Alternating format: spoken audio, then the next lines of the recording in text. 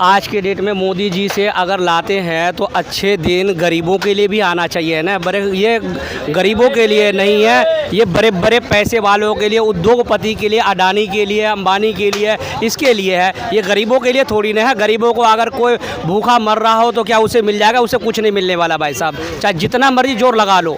गरीबों का नहीं है। वोट लेने का टाइम आएगा, हाथ जोड़ लेंगे, पैर पकड़ लेंगे, भाई जी माता तू ही पिता तू ही, वोट ले लो, सरकार बन गई, तू कौन मैं कौन कोई पता नहीं है। वो अपने घर में जाकर चैन से बैठते हैं। तू इधर उधर की बात मत कर, ये बता कि काफिला कैसे लूटा है।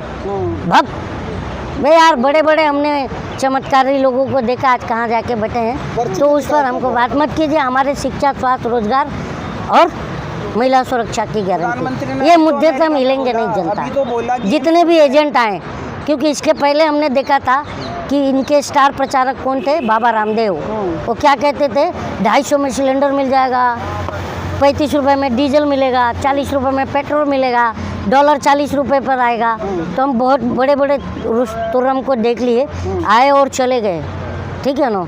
बस इस देश में काम होना चाहिए था शिक्षा व्यवस्था के ऊपर, इस देश में काम होना चाहिए था स्वास्थ्य के ऊपर, इस देश में काम होना था इस देश के पर्यावरण के ऊपर। शिक्षा व्यवस्था बिल्कुल चौपट, स्वास्थ्य व्यवस्था बिल्कुल चौपट, पर्यावरण बिल्कुल चौपट। आप क्या बात कर रहे हैं भाई? अगर आप जैसे पत्रकार भी इस तरीके की बात करेंगे तो फिर तो राम भरोसे हिंदुस्तान चलेगा। क्या बात कर रहे हैं आप? आगे मोदी जी बहुत बढ़िया आदमी है, इतना बढ़िया शासन है। बताओ, 4 बच्चे की माँ जो है पाकिस्तान से इंडिया आ सकती है, इतने बढ़िया है जिसका जवाब ही नहीं है। और ये मोदी जी शासन की बदौलत है।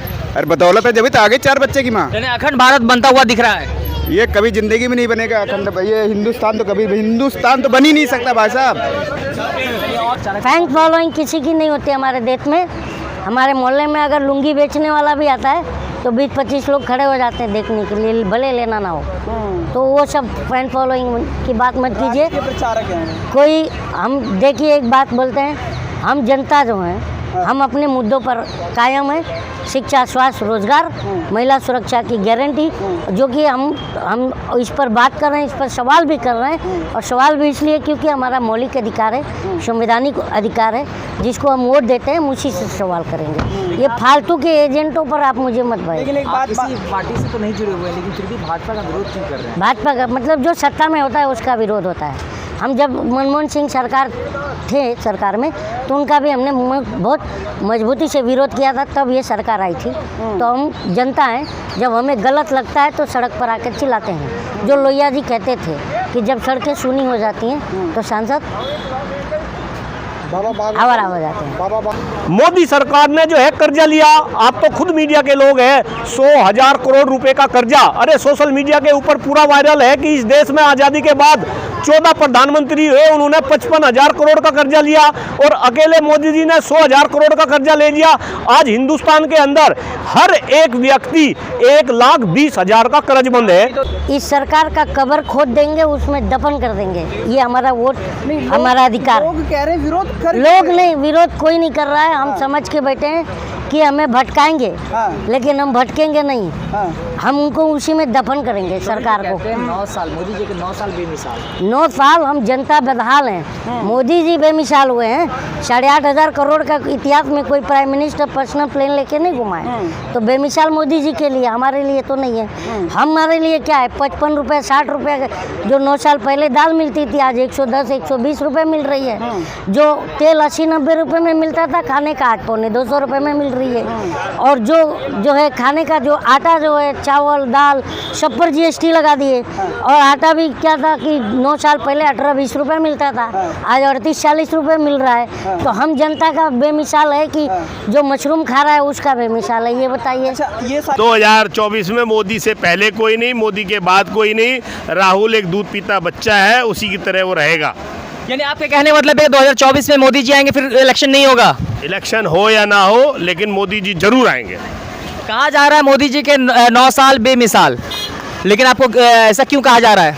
9 साल बेमिसाल, अब से 70 साल का पहले रिकॉर्ड देख लो भारत की इकोनॉमी और आज की इकोनॉमी।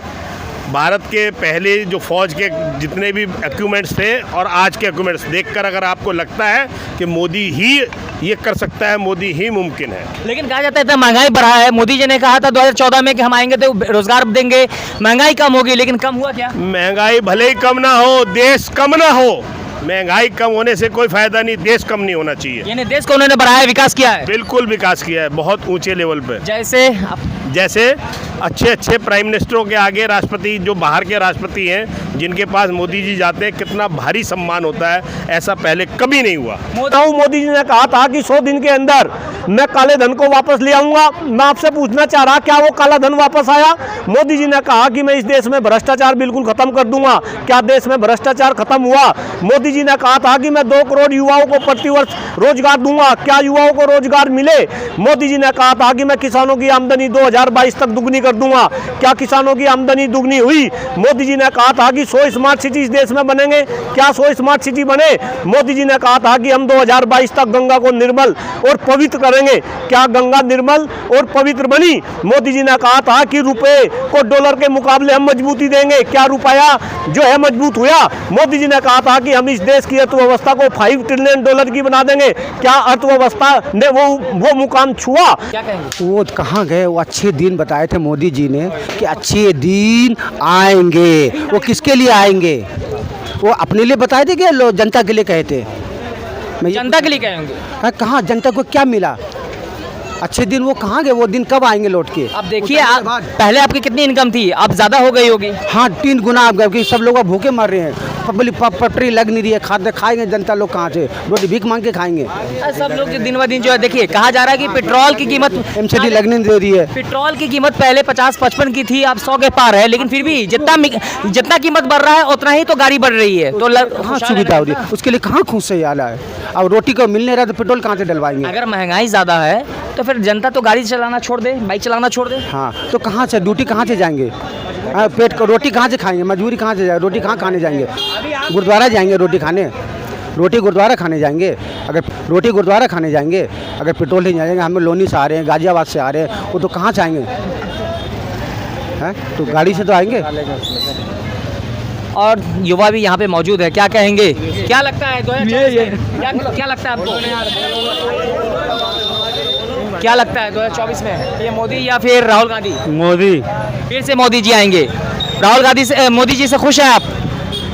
बिल्कुल बिल्कुल बिल्कुल खुश। उन्होंने अच्छा काम किया, कहा जाता है 9 साल बेमिसाल। देखिए, बहुत सारे लोग हैं जो पीएम मोदी को फिर से चाह रहे हैं, उनके कहा जा रहा है। क्या कहेंगे भाई? हम कुछ नहीं कहेंगे। हम यहाँ और भी लोग हैं, उनसे जानने की कोशिश करेंगे। क्या लगता है 2024 में पीएम मोदी फिर से या फिर राहुल गांधी? मोदी आएगा और कौन नहीं आएगा। देखिए, क्या लगता है? आएगा मोदी। क्या कहेंगे? Vote for Modi. क्या कहेंगे?